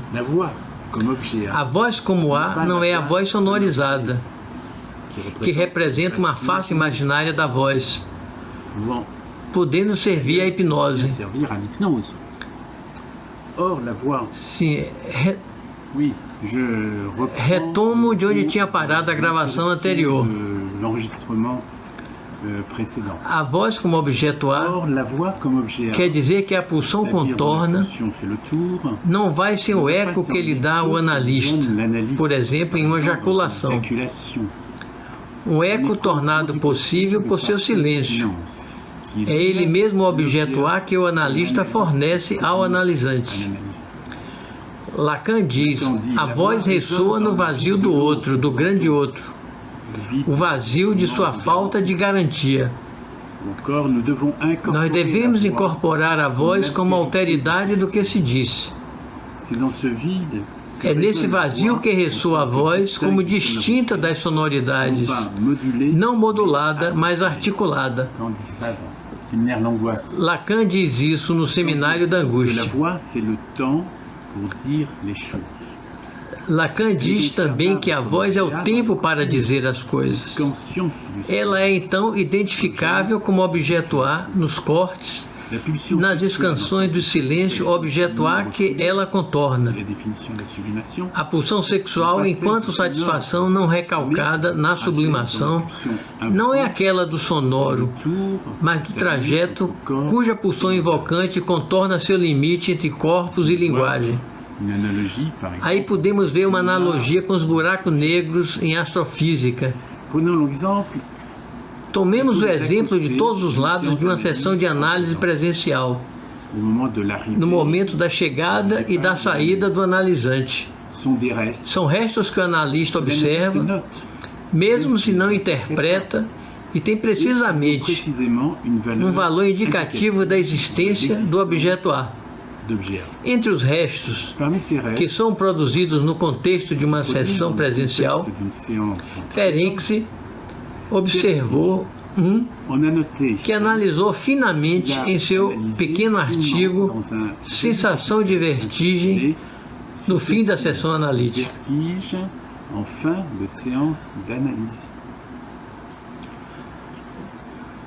Uma pequena citação, porque é muito longo para se ler aqui. Ele fala de um desequilíbrio psíquico entre a inteira liberdade da associação, que acontece durante a sessão e que é de repente interrompida, antes mesmo da saída do paciente, e a barreira lógica, ética e estética necessária à vida social que precisa ser restabelecida. Uma jovem obsessiva particularmente sensível a essa sensação de vertigem após a sessão, esse processo radical de pensar, a submissão ao princípio da realidade, da maneira seguinte, na terminologia automobilística que ela gostava, no momento de se levantar, ela deveria frear seu pensamento subitamente de 50 a 25 km por hora. Isaí, vamos lá. Naquela época, os carros não eram tão velozes quanto hoje. Então, na análise, nesse exemplo, na prática de Ferenczi, que no fundo é uma prática corrente de uma análise presencial, nesse momento de vertigem, que poderia ser qualquer outro momento, ela não se reduz à fisiologia de uma hipotensão, mas à mudança de uma posição psíquica resultando de um desequilíbrio entre o estado criado pelo deixar vir das associações do analisante e aquela da passagem para a visão do analista, numa situação de interlocução corrente, à medida que o espaço é bem estruturado pelo inconsciente. O sentimento de vertigem é o resultado de um corte às associações significantes e o estado afetivo no qual elas colocam o analisante, um corte redobrado pela mudança de posição corporal, a passagem à posição em pé e o espaço no espelho do eu. Ele é o resultado de um corte na bolha que contorna a situação analítica. O corte que faz realizar a passagem do espaço esférico a um espaço topológico ou o inverso. Esse corte corresponde, na minha opinião, à afânise, o fadig, como Lacan diz, do sujeito. Ele é o sentimento fenomenológico do sujeito barrado. Isso explica que o sujeito seja o nome em Lacan de um momento de evanescência que ele se institui na destituição, razão pela qual ele não se subjetiva, contrariamente àqueles que dizem, alguns analistas, serem os guardiões das novas subjetividades. O sujeito é o nome de um lugar vazio entre dois significantes. O significante que o representa para um outro significante. É o lugar do significante faltante entre os dois, que poderia justamente lhe representar subjetivamente como tal. Compreendemos que essa dimensão do Fading seja exemplar da análise presencial. Então, se uma teleanálise não pode, de algum modo, substituir completamente uma análise presencial, qual estatuto lhe dar, em função, certamente, de noções analíticas? É essa questão problematizada pelo que precede que eu respondo. O estatuto de um act-out. Para isso, me refiro a Lacan no seminário A Angústia. A transferência sem análise é acting-out. O acting-out sem análise é transferência. O act-out põe em cena o objeto A como resto, indicado ao lado de maneira mascarada.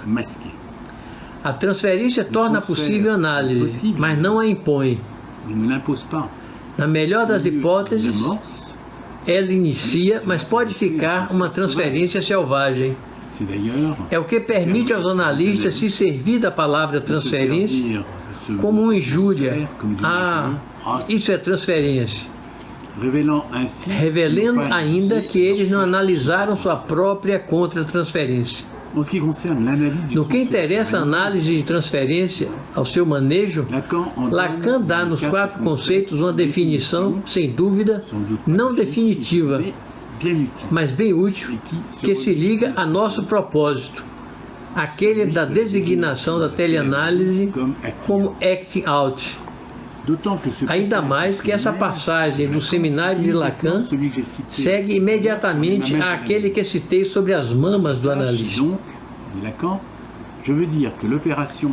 Eu quero dizer que a operação e a manobra estão a regular de modo que mantém a distância entre o ponto onde o sujeito se vê adorável e outro ponto onde o sujeito se vê causado como falta pelo ar, e onde o A vem tamponar a lacuna que constitui a divisão inaugural do sujeito. É no Seminário dos 4 Conceitos, a edição francesa, página 243. Lacan se refere aí, notadamente, ao esquema de multidão apresentada por Freud na Psicologia das Massas e Análise do Eu. O capítulo 8, que se aplica também à relação amorosa. Uma tal multidão primária, escreve Freud, é uma soma de indivíduos que colocaram um único objeto em lugar de seu ideal de eu e são, em consequência, no seu eu, identificados uns aos outros. Retomando o esquema, Lacan identifica o ideal do eu pela letra I maiúsculo e o objeto externo e interno para Freud pela letra A do objeto A. O manejo da transferência, em sua opinião, é agir sobre a engrenagem dessa distância entre I maiúsculo e pequeno a, em um jogo entre o desejo do analista e a transferência. Sabendo que o desejo do analista, ao contrário da transferência, é o que mantém a distância entre I maiúsculo e pequeno a. Assim, para concluir, podemos conceber que a ausência da análise da transferência que caracteriza o acting out faz parte de uma idealização do analista, como sujeito suposto saber, esse significante dando razão da transferência. A teleanálise torna-se um acting out, uma transferência sem análise, mas ela põe o analista suposto saber no lugar do ideal do eu, pois ela, a teleanálise, não mantém a distância entre o I e o A, do mesmo fato de se privar do enodamento das dimensões real, simbólica e imaginária do objeto A. Diz Lacan, o único objeto a propor uma análise de transferência. Alors, eu agradeço, me despeço no momento, espero que até breve, mas aqui digo adeus nesse vídeo. Au revoir. Olá, vamos agradecer realmente ao colega Henrique Porge por ter escrito e enviado esse trabalho especialmente para a nossa jornada. Esperamos que ele possa estar conosco no sábado. Eu vi Sandra colocando isso no chat. Então, para que ele possa participar também, né, do debate.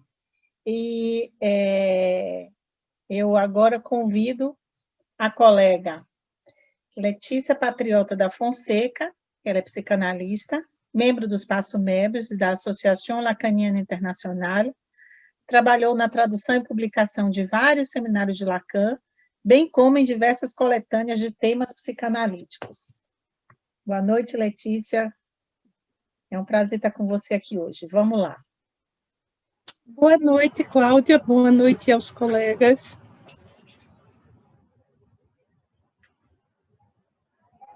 Bom, eu quero agradecer a honra e a oportunidade de estar aqui nessa interlocução com vocês, nessa mesa com colegas tão caros. Mas, principalmente, nesse ano jubilar, agradecer por ter tido a chance, a sorte mesmo de ter participado efetivamente desses 30 anos de interlocução com o Mébius, tendo acompanhado sua história desde o início. Estamos, assim, precisamente dentro do tema da jornada, transferência de trabalho. Bom, eu fiquei a me indagar por que manter o termo modernidade nessa intervenção, se transitamos na pós-modernidade ou na modernidade líquida, como nos diz Bauman, ou seja, nessa sociedade atual marcada pela liquidez, volatilidade e fluidez. Refletimos se isso devesse-ia ao fato de termos tomado como ponto de partida o livro de Chemamá, Clivagem e Modernidade, em cujo texto, já de início, ele se faz essa mesma indagação. Mas apostamos no desafio do título e deixamos correr as elaborações. Por que enfocarmos hoje o mecanismo de clivagem? Bom, nós sabemos que o analista coloca sempre suas questões a partir das dificuldades que lhe vêm da clínica, atento, evidentemente, à escuta da estrutura discursiva da atualidade, aos reflexos do social que nos circunda. Assim, contemplando tais convocatórias, deparamos-nos com as elaborações de Jean-Marie Forget, que, enfocando a adolescência, aponta aspectos cruciais para a clínica na atualidade. O termo clivagem, oriundo do alemão Spaltung, traduzido no inglês por splitting ou clivage em francês, tem o significado de separação, fenda, divisão, desdobramento. Vamos constatar que já em 1894, no artigo As Psiconeuroses de Defesa, Freud ressaltava a Spaltung do eu, Spaltung, ligada tanto às neuroses, apontando aí ao mecanismo do recalque, em alemão, Verdrängung, o que nos indica os tempos modernos da época do início da psicanálise, quanto aponta também a uma espécie mais enérgica e eficaz de defesa, nos diz Freud, quando o eu rejeita a representação insuportável, assim como seu afeto, e comporta-se como se a representação nunca tivesse chegado ao eu. Nesta, temos então o mecanismo da foraclusão, Verwerfung. Todavia, só em 1927, ou seja, 30 anos mais tarde, no artigo sobre o fetichismo, a clivagem vai ser relacionada especificamente com o mecanismo da Verleumdung, arrependido ou renegação, mecanismo específico da perversão. Em seguida, em 1938, o termo clivagem é alçado a título de um artigo. É traduzido em português por a divisão do eu nos processos de defesa. Nesse texto, a clivagem vai ser referida por Freud como uma solução bastante engenhosa diante de uma dificuldade. Solução que permite que duas atitudes opostas sejam mantidas pelo eu, sem que estas entrem sequer em conflito e, portanto, sem efeito sintomático. Tal artifício permite, por um lado, que a pulsão encontre satisfação e, por outro, mostra um respeito apropriado pela realidade. Desse modo, a história nos revela, então, que esse termo clivagem não é apenas exclusivo da estrutura perversa. Por outro lado, temos ainda, com Lacan, a clivagem enquanto espaltum do eu, do espaltum do sujeito. Sujeito este, portanto, cindido, evanescente, e enquanto tal, por efeito de corte, constituído como desejante. Assim, dividido entre um sujeito da enunciação e um sujeito do enunciado, podemos distinguir no ir freudiano o eu, função imaginária, do sujeito, efeito do simbólico, constatando que na clivagem trata-se menos do eu como função de síntese do que do sujeito em sua relação com a lei. Dizia-nos recentemente Tisler, mas a clivagem está por toda parte atualmente.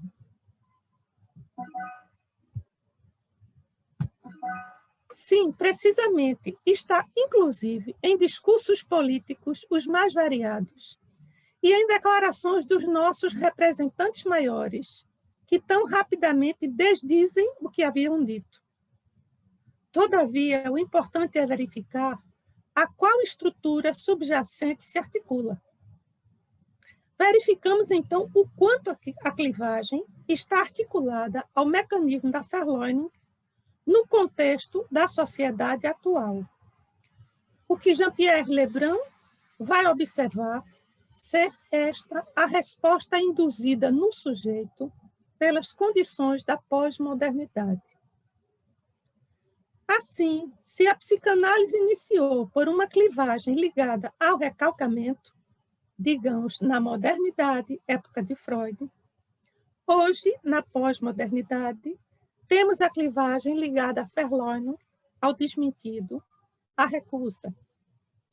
Logo, consequentemente, se outrora os analisantes buscavam a análise para se liberar dos elementos recalcados e assumir seu desejo, hoje, na pós-modernidade, eles procuram análise, por vezes buscando saber o que desejar, ou qual o objeto que lhe seria plenamente satisfatório.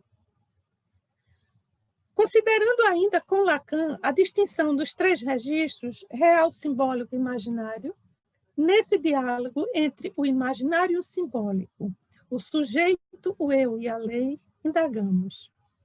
Será que há, na atualidade, uma decepção ante os impasses do desejo, ante suas limitações, por uma vontade a mais de gozo? São questões pertinentes que nos remetem à atual elaboração dos colegas da Ali no ciclo das grandes conferências sobre o tema perversão ou o quê? Interrogado. No início do seminário sobre a transferência, Lacan nos diz, aqui eu quero agradecer, cabe agradecer a Chemamá, porque foi quem localizou para mim essa citação.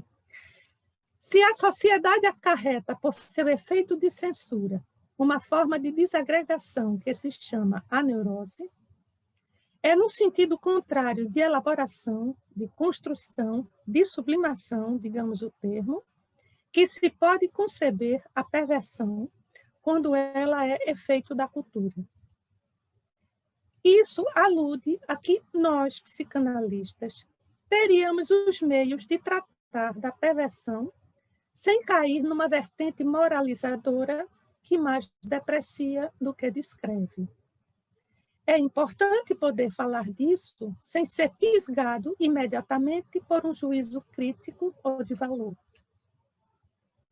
Atentando, então, às elaborações freudianas, indagamos de que se defende o perverso, da castração do grande outro, e, consequentemente, de que ele não existe senão na divisão. É a fim de escapar a essa divisão de sujeito que ele recorre à clivagem. Todavia, considerando as outras estruturas, na maioria dos casos em que o termo de clivagem do eu é utilizado nos trabalhos psicanalíticos, a despeito das diferenças de teorização, corresponde a situações em que uma parte do real terá sido abordada negligentemente, camuflada pelo simbólico, sem produzir a divisão do sujeito. Quer seja um luto não concretizado, um incesto eludido, uma perda elidida não simbolizada, etc. Chemamá, em sua recente conferência sobre o tema perversão ou o quê, ressalta que é preciso não confundir o fantasma perverso com a perversão polimorfa da criança ou com a perversão polimorfa em jogo ocasionalmente no ato sexual, nem confundir com a perversão enquanto estrutura. Mas aí acrescentaríamos, com Foguet, diferenciar também ainda da perversidade. A perversidade, ressalta Foguet, alude às manifestações sintomáticas de aparência perversa que estão presentes nessa pós-modernidade, mas que não correspondem a uma estrutura perversa. E aqui nós fomos capturados pelos avanços e a originalidade desse autor. Poderíamos até dizer por uma certa ousadia esclarecedora. Quando ele aponta a clivagem no grafo do desejo e nele ressalta a perversão. Fábio, a imagem 1, por gentileza. Bom, foi esse pequeno grafo aqui que Foguet destaca, que ele destacou daqui, desse trecho aqui do grafo do desejo, apontando onde a gente encontra a clivagem, certo? E é muito interessante porque ele vai também pegar aqui a própria questão da simplificação do trajeto do triângulo imaginário do esquema R, que a gente vai ver na questão da perversão que vai estar aqui. Pode tirar, Fábio, obrigada. Sublinha Foguet que a perversidade não é um relacionamento perverso, mas um relacionamento onde o mecanismo de clivagem está presente numa relação parental que aponta ao desmentido.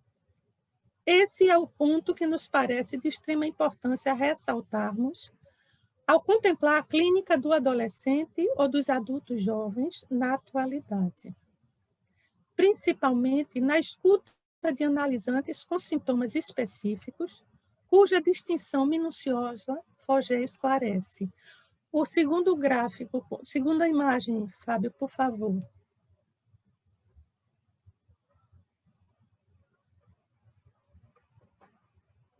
Bom, aqui não vai dar para... A figura andou, o quadrado andou e as letras ficaram fora. Isso pode acontecer sempre. Bom, a gente sabe que é esse aqui, Mzinho, o Φ e o Iá, o M vem para cá, agora eu não consigo mexer nisso. Então, é esse triângulo aqui, o triângulo imaginário, né, a questão que vai estar presente no perverso. Na perversidade, se a gente exclui esse trecho aqui, o que é que a gente vai ter? A gente vai ter que essa questão não chega no significante da falta do grande outro. Porque não chega, a gente vai ver a questão da recusa, né? As figuras parentais que estão aí nesse lugar, né, importante para o jovem, para o adolescente, como para a criança, por alguma questão presente no momento, não consegue escutar. E aí nós vamos ver o que é que, desse movimento aqui, o que é da pulsão invocante, que vai ser, digamos, revertido na pulsão escópica, e vamos ter o acting out, vamos ter o sintoma out, e outras formas também de expressão. Vamos adiante. Pode tirar, Fábio. Seria, então, como efeito da cultura, que teríamos hoje a clivagem vagando ao longo das composições familiares pós-modernas, fruto da perversão comum, eu faço alusão aí ao livro de Lebrun, onde encontramos os ditos casamentos abertos, ou diversas variações de uniões mantidas mais por uma lógica de grupo e não por uma lógica do desejo. Casamentos que não são casamentos, camuflados à moda antiga, como ressalta Forger em alguns casos, acordos prenupciais que eludem a união como condição fundamental para casar, ou ainda a união de adeptos do poliamorismo, etc. Aqui cabe, entretanto, ressaltar duas observações que Lacan nos deixa. No RSI, ele nos diz: um pai só tem direito ao respeito ou ao amor se o dito amor, o dito respeito, for perversamente orientado. Quer dizer, tiver feito de uma mulher objeto pequeno a que causa seu desejo. E no Seminário 21, Lenon de Perra, Lacan ressalta: não basta que aquela que encarna o grande outro enquanto tal, a saber, a mãe, para carregar esse nome, não basta que ela fale. A mãe, por quem a palavra se transmite, é reduzida, esse nome, ao não, o não que diz o pai. É precisamente esse não do pai, que só é não a nível do dizer, e que se cunha pela voz da mãe no dizer não a um certo número de interdições. Eu diria que essas duas observações que Lacan nos deixa seriam balizas que delimitam a composição do casal parental regido pela lei do desejo. Aqui, os limites estão dados. Agora, o que cada um vai fazer com isso, ou para onde vai deslizar, é uma questão singular. Se o que os une é o desejo, causado por um objeto perdido numa falta radical, falta que é de estrutura, ou se o que os une é um objeto de consumo. Nosso jovem está no momento em que, para acolher e padecer o S abarrado, o real que o invade e aí se presentifica no simbólico, precisa desse esteio das figuras parentais. Aí, Fábio, por gentileza, a imagem 3. Eu vou continuar falando e vocês vão ver a imagem para a gente não atrasar. Pronto, a imagem 3. Onde aqui a gente tem a apresentação do acting out, vocês vão observar que a questão do S abarrado, que liga para o matema da pulsão, fica de fora, certo? Em todos os dois. E aqui o sintoma out. Entretanto, vamos observar certas composições familiares onde prevalece o discurso perverso, ou poderíamos dizer a perversidade. Aí teríamos situações diversas, efeito de conjunturas específicas, como, por exemplo, nos casos em que um dos pais é estruturalmente perverso, ou a estruturação do casal parental é feita num gozo partilhado, a partir da neurose de cada um, fora incluindo a castração, ou então a relação entre os pais se faz sob um modo homossexuado, ou ainda que não se trate de nenhuma dessas possibilidades, mas sim de uma situação peculiar, uma perda, um luto não simbolizado, ou uma situação singular qualquer, cuja simbolização não se efetivou. um elemento ficou foracluído do simbólico, evitando-se a castração, evitando-se repassar a falta de estrutura. São situações em que o sofrimento do jovem pode ser recusado, não escutado, não visto, passar desapercebido ou, precisando, às vezes, ser mostrado de forma gritante. E eu lembrava há pouco a questão dos cortes dos jovens aos quais Mônica fazia referência. Todas essas hipóteses são contempladas ainda numa elaboração preciosa de Lacan, ao final do Seminário sobre a Transferência, onde ele ressalta a questão da recusa radical. A recusa como elemento-chave, a Versagung.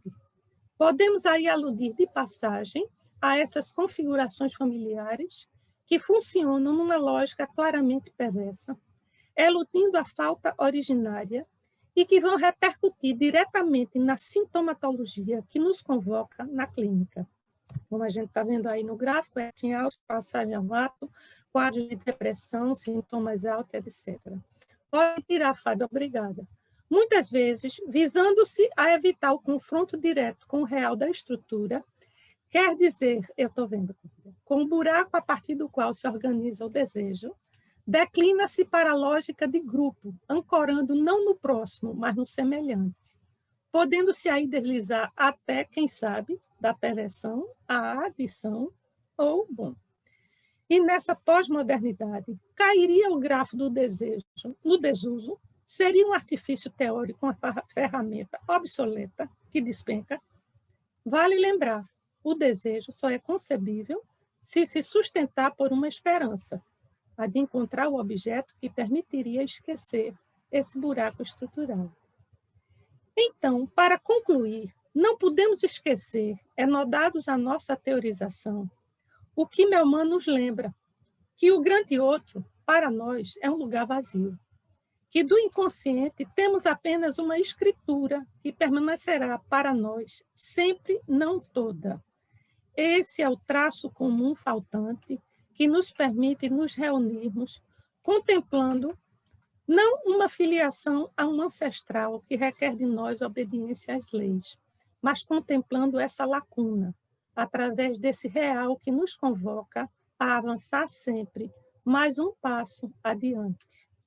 Habitada então por esse lugar vazio, só resta a mim sempre uma questão e um passo a mais a ser dado, pelo qual tenho que agradecer ao Espaço Mébius e à Associação Lacaniana Internacional pelas elaborações e interlocução dos colegas, única mola que nos permite manter aceso o desejo de analista. Obrigada. Obrigada, Letícia, por esse trabalho tão primoroso, tão rigoroso. A gente já tem aqui algumas questões.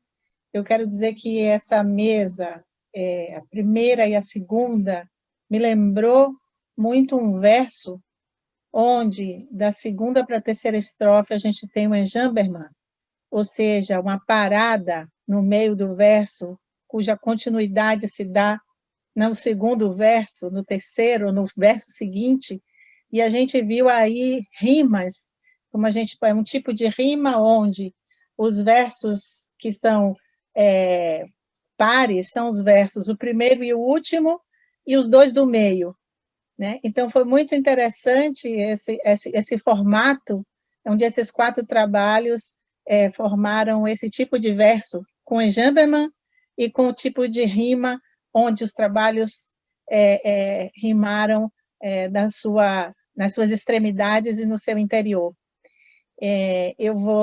Aqui a gente já tem algumas questões, eu quero agradecer a participação já no chat, eu quero dizer o nome, porque eu acho que isso é importante, Jorge Luiz Pérez, Fabiola Barbosa, Mariângela Todovski, Maria Barbosa, Anne Caroline, Silvana Gesteira, Maíra Pondé, Tereza Guerreiro, Naine Teixeira. Foram pessoas que já escreveram no chat no primeiro momento e a gente não deu tempo de ler, mas é importante falar o nome delas. Letícia, a gente já tem algumas perguntas para você. Eu peço a Aurélio que abra o microfone dele para fazer a primeira pergunta, porque ele está aqui, já colocou a pergunta dele, eu acho que merece que ele mesmo faça a sua pergunta. com a sua voz. Aurélio, você pode abrir seu microfone. Bom, eu tenho que agradecer essa oportunidade a você, a dona da mesa aí, compartilhando com os trabalhos apresentados, que foram ótimos, maravilhosos, uma coisa muito boa para circular a psicanálise em torno do espaço Mébius também. Mas a questão que eu colocava para Letícia é que, quando ela falou da perversidade, me chamou muito a atenção, porque, com a topologia da cadeia borromiana, quando Lacan escreve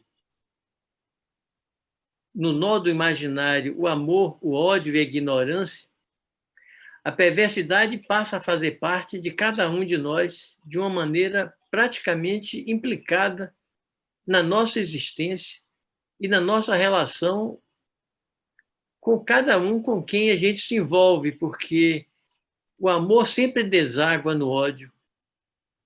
E essa questão da perversidade, então, fica um pouco muito próxima da perversão, quando se toma os dois nomes, mas é uma condição muito próxima de cada um de nós como sujeito de linguagem também, afetado por essas condições. Era esse comentário que eu queria fazer, e se ela puder ter tempo de fazer algum comentário sobre isso, como é que ela vê essa questão.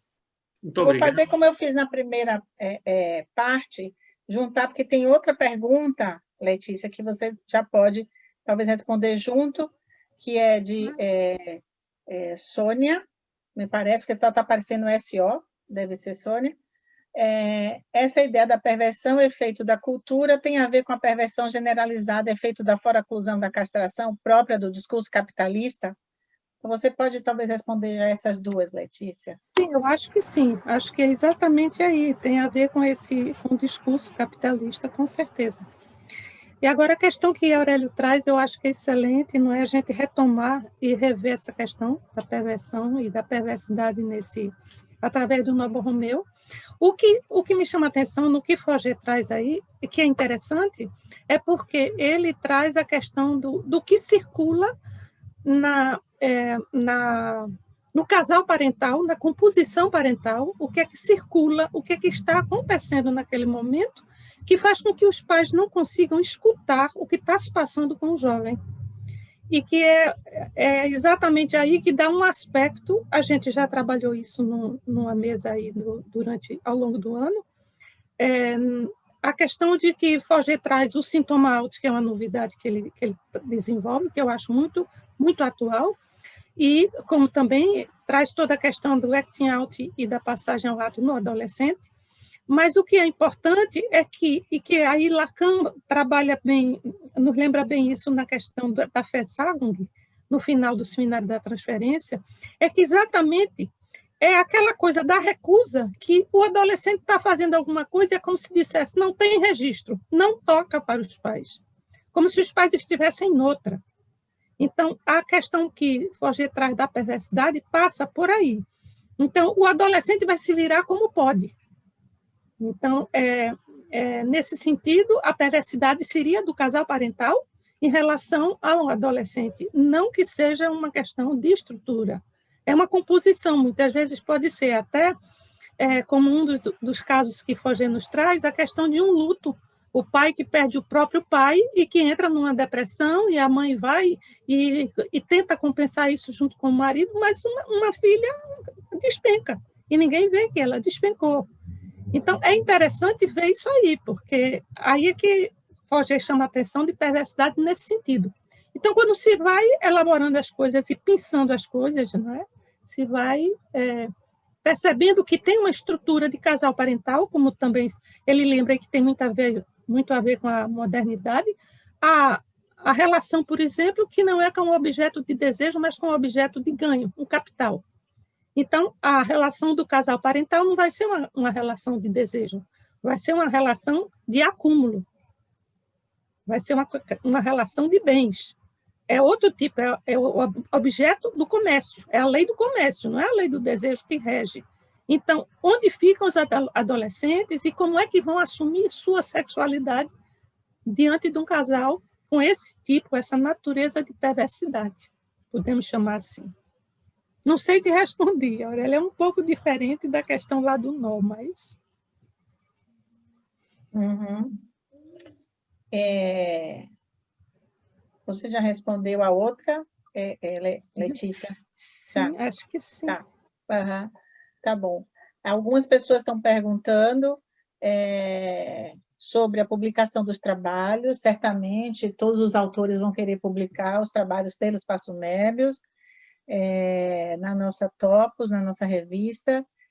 Todas as questões da primeira vão ser encaminhadas.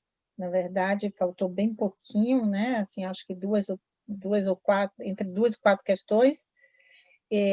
A gente tem 4 minutos, e Letícia pode, então, usar a palavra nesses 4 minutos. Muitos elogios ao seu trabalho. Letícia, você pode finalizar como você quiser. Olha que vantagem. Tá vendo? Eu podia ter falado com mais calma. Não, tudo bem, Não gente. podia. Exato.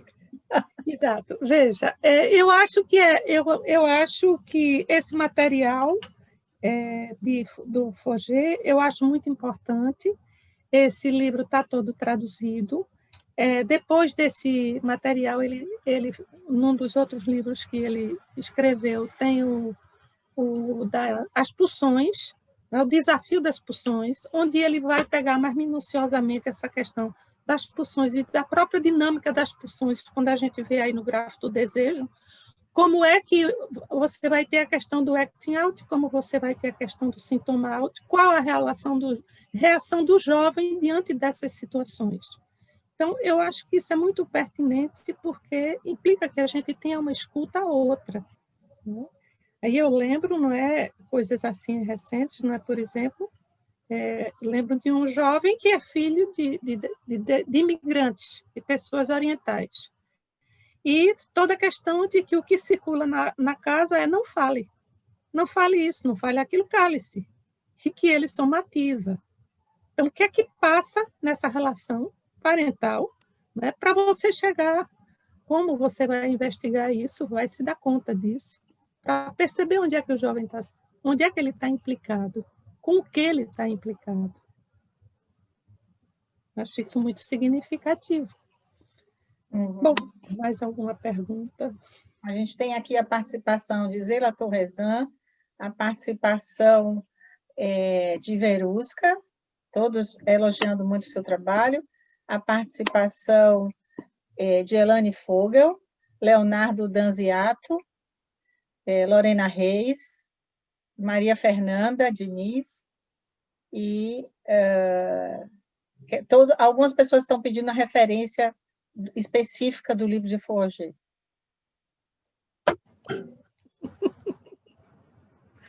Não dá para ler, não, Lê. L'adolescent face à ses actes et aux autres. O adolescente face a seus atos e aos outros. Uma clínica do ato. Uhum. Então, vamos agradecer a todos que vieram hoje. Foi uma audiência muito bacana. Agradecer à comissão organizadora, como sempre, com tudo muito bem pensado, bem organizado. Agradecer aos palestrantes, Ângela Vorcaro, Mônica Portugal, Henrique Porge e Letícia Patriota da Fonseca. E aguardamos o próximo encontro, na próxima terça-feira, com essa jornada muito bem calculada, digamos, em termos de tempo. Até a próxima.